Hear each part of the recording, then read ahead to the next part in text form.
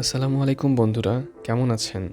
আজ আমরা একটি গভীর এবং চিন্তামূলক বিষয় নিয়ে আলোচনা করব। আমরা কিভাবে একটি ম্যাট্রিক্সে বন্দী হয়ে আছি এবং এই ম্যাট্রিক্সের কেন্দ্রে রয়েছে মানি ম্যাট্রিক্স।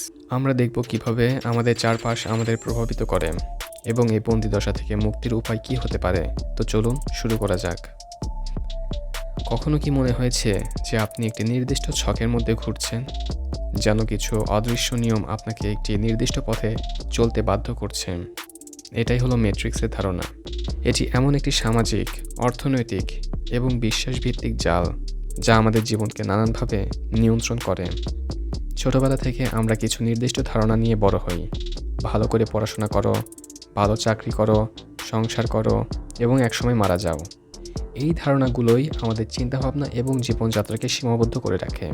তো ম্যাট্রিক্সটা কি? অনেক ধরনের ম্যাট্রিক্স রয়েছে, তবে সবচেয়ে শক্তিশালী ম্যাট্রিক্স হলো মানি ম্যাট্রিক্স। এটি এমন একটি বিশ্বাস ব্যবস্থা যেখানে অর্থই সব কিছু নিয়ন্ত্রণ করে। আমাদের শেখানো হয় যে অর্থ ছাড়া জীবন অচল এবং সফল হতে হলে প্রচুর অর্থ উপার্জন করতে হবে। এই বিশ্বাস আমাদের এমন এক চক্রে ফেলে দেয় যেখানে আমরা সারাক্ষণ অর্থের পেছনে ছুটতে থাকি, নিজেদের স্বপ্ন এবং ফ্রিডমকে স্যাক্রিফাইস দিয়ে। চলুন একটি এক্সাম্পল দেখা যাক। ভাবুন তো, ছোটবেলা থেকে আমাদের প্রায় সবাইকে বলা হয় ভালো রেজাল্ট করো, না হলে ভালো চাকরি পাবে না, ভালো চাকরি না পেলে তোমার জীবন ব্যর্থ।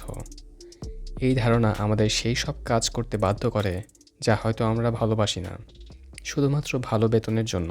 আমাদের চারপাশের মানুষ এবং পরিবেশ আমাদের বিশ্বাস এবং মূল্যবোধ গঠনে অত্যন্ত গুরুত্বপূর্ণ ভূমিকা পালন করে।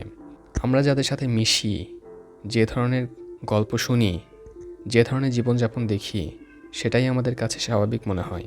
চলুন একটি গল্প শোনা যাক। ধরুন, একটি ছেলে গরিব পরিবারে বড় হয়েছে। তার আশেপাশে সবাই দিনমজুর বা ছোটোখাটো কাজ করে জীবিকা নির্বাহ করে। ছেলেটি ছোটবেলা থেকে দেখেছে অভাব আর কষ্ট। তার মনে গেঁথে যায় যে গরিব হওয়াই স্বাভাবিক এবং ধনী হওয়া তার সাধ্যের বাইরে। এই বিশ্বাস তাকে নতুন কিছু চেষ্টা করতে বা বড় স্বপ্ন দেখতে বাধা দেয়। কিন্তু আরেকদিকে একটি ছেলে ধনী পরিবারে বড় হয়েছে। সে দেখেছে তার বাবা মা সফল ব্যবসায়ী। তাদের আলোচনায় সবসময় থাকে নতুন বিনিয়োগের সুযোগ এবং সম্পদ বৃদ্ধির কথা। ছেলেটি ছোটবেলা থেকে ব্যবসার প্রতি আগ্রহী এবং সুযোগ পেলেই নতুন কিছু করার চেষ্টা করে। তার চারপাশের পরিবেশ তাকে সাহস যোগায় এবং বিশ্বাস করতে শেখায় যে ধনী হওয়া সম্ভব। আমাদের বন্ধুবান্ধব, পরিবার এবং কর্মক্ষেত্র, এই সব কিছুই আমাদের আর্থিক চিন্তাভাবনাকে প্রভাবিত করে। যদি আমাদের আশেপাশে এমন মানুষ থাকে যারা সবসময় অভাবের কথা বলে বা নতুন কিছু করার চেষ্টাকে নিরুৎসাহিত করে, তাহলে আমাদের মনেও নেতিবাচক ধারণা তৈরি হয়। আমরা নানানভাবে এই মানি ম্যাট্রিক্সে বন্দী হই। যেমন শিক্ষা ব্যবস্থা। আমাদের শিক্ষা ব্যবস্থা মূলত চাকরি কেন্দ্রিক। এখানে আমাদের শেখানো হয় কিভাবে ভালো কর্মী হতে হয়, কিন্তু শেখানো হয় না কিভাবে উদ্যোক্তা হতে হয় বা কিভাবে নিজের আর্থিক ভবিষ্যৎ নিয়ন্ত্রণ করতে হয়। আমাদের প্রপার ফাইন্যান্সিয়াল এডুকেশন আমাদের এই বর্তমানে স্কুল সিস্টেমে দেওয়া হয় না। বিজ্ঞাপন এবং ভোক্তা সংস্কৃতি আমাদের নতুন জিনিস কিনতে উৎসাহিত করে। আমাদের মনে করানো হয় যে নতুন ফোন, দামি গাড়ি বা ব্র্যান্ডেড পোশাক না কিনলে আমাদের জীবন অসম্পূর্ণ। এর ফলে আমরা অপ্রয়োজনীয় খরচে অভ্যস্ত হয়ে পড়ি এবং সঞ্চয় করতে পারি না। এরপরে রয়েছে সামাজিক চাপ। সমাজে ধনী এবং সফল ব্যক্তিদের যেভাবে মূল্যায়ন করা হয়, তাতে অনেকেই মনে করে অর্থই সাফল্যের একমাত্র মাপকাঠি। এই সামাজিক চাপ আমাদের সেই পথে ছুটতে বাধ্য করে যা হয়তো আমরা সত্যি চাই না। আসুন আরও কিছু বাস্তব জীবনের উদাহরণ দেখা যাক। অনেক মধ্যবিত্ত পরিবার তাদের সন্তানদের ডাক্তার বা ইঞ্জিনিয়ার বানানোর জন্য জোর দেয়, কারণ সমাজে এই পেশাগুলোর খুব চাহিদা এবং ভালো আয় রয়েছে বলে মনে করা হয়। কিন্তু হয়তো ছেলেটির বা মেয়েটির আগ্রহ ছিল অন্য কিছুতে, যেমন শিল্পকলা বা সঙ্গীত বা কোনো বিজনেসে। সমাজের চাপে তারা তাদের আসল স্বপ্ন ত্যাগ করে এবং এমন একটি পেশা বেছে নেয় যা তারা হয়তো ভালোবাসে না। এর ফলে তারা কখনোই তাদের কাজের প্রতি পূর্ণ মনোযোগ দিতে পারে না এবং আর্থিক দিক থেকেও হয়তো খুব বেশি উন্নতি করতে পারে না। আমরা প্রায়ই দেখি মানুষজন ক্রেডিট কার্ডের ঋণে জর্জরিত, কারণ বিজ্ঞাপন এবং সহজলভ্য ঋণের সুযোগ তাদের অপ্রয়োজনীয় জিনিস কিনতে উৎসাহিত করে।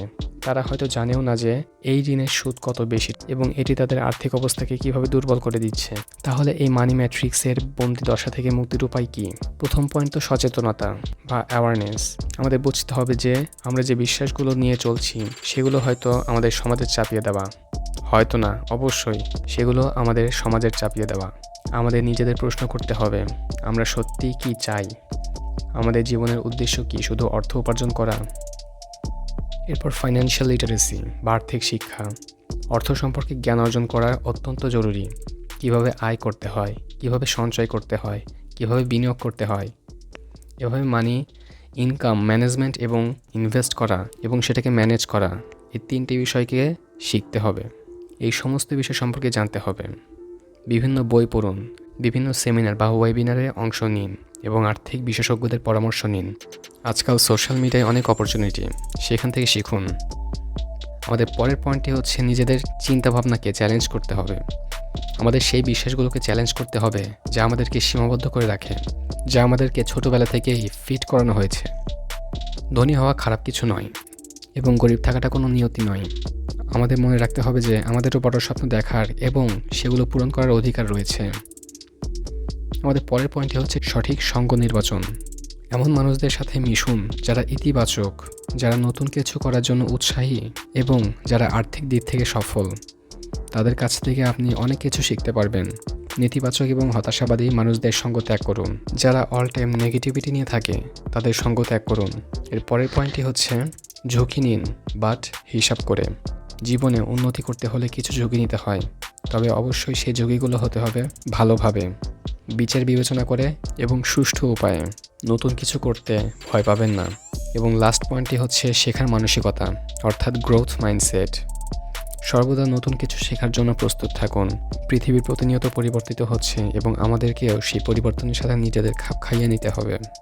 চলুন একটি গল্পের মাধ্যমে জানা যাক কীভাবে এই মানি ম্যাট্রিক্স থেকে বের হয়ে আসতে পারবেন।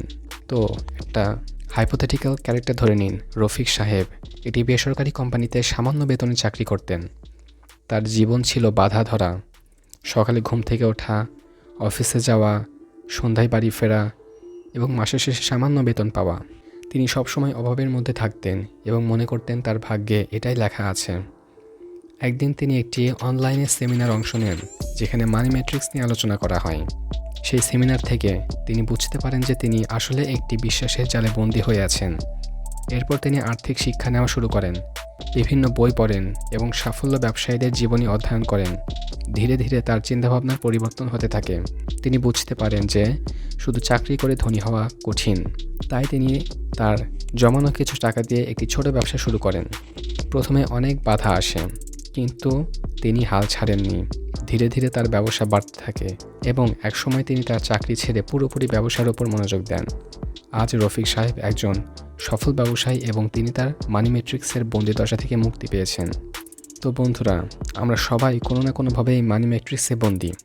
সবাই টাকার পেছনে ছুটছি, কিন্তু অ্যাওয়ারনেস, সঠিক জ্ঞান এবং ইচ্ছাশক্তির মাধ্যমে এই বন্দিদশা থেকে মুক্তি পাওয়া সম্ভব। আমাদের নিজেদের বিশ্বাসকে চ্যালেঞ্জ করতে হবে, নতুন কিছু শিখতে হবে এবং সাহস করে ঝুঁকি নিতে হবে। মনে রাখবেন, আপনার জীবনের নিয়ন্ত্রণ আপনার হাতেই। আজকের ভিডিও এই পর্যন্তই। কোনো প্রশ্ন থাকলে কমেন্ট বক্সে জানাবেন। আসসালামু আলাইকুম।